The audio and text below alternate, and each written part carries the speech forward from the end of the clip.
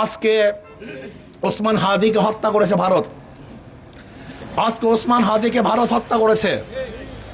ভারত ভেবেছে ওসমান হাদিকে হত্যা করলে তার আধিপত্যতা এখানে বিস্তার করতে পারবে।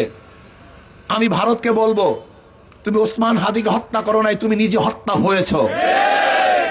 বাংলাদেশের মানুষ ভারতের গোলামি করবে না ইনশাআল্লাহ।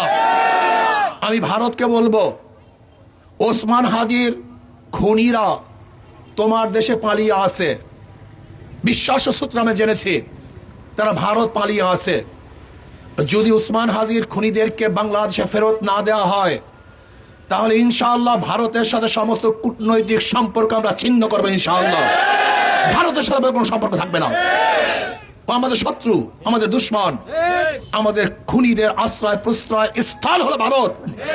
কাজে ভারতকে বলবো, হুঁশিয়ার, সাবধান হয়ে যান, সাবধান হয়ে যান।